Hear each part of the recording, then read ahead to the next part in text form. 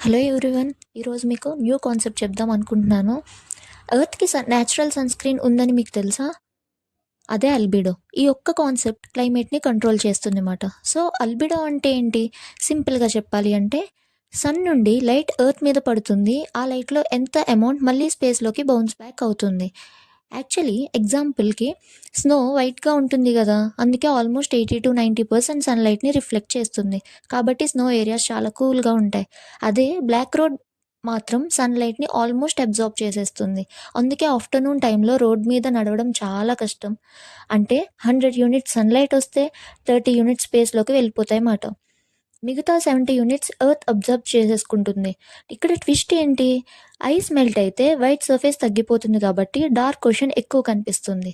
Dark surface ఎక్కువ heat absorb చేస్తుంది కాబట్టి ఎర్త్ ఇంకా ఎక్కువ హీట్ అవుతుంది. సో, ఈ సైకిల్‌ని ఐస్ అల్బెడో ఫీడ్‌బ్యాక్ అంటారు. ఫైనల్లీ ఎర్త్ టెంపరేచర్‌ని కంట్రోల్ చేసే సైలెంట్ హీరోనే అల్బెడో. ఈ ఫ్యాక్ట్ మీకు కొత్త అయితే వీడియోని షేర్ చేయండి. ఇంకా ఇలాంటి సైన్స్ ఫ్యాక్ట్స్ కోసం సబ్స్క్రైబ్ చేసుకోండి. Thank you everyone.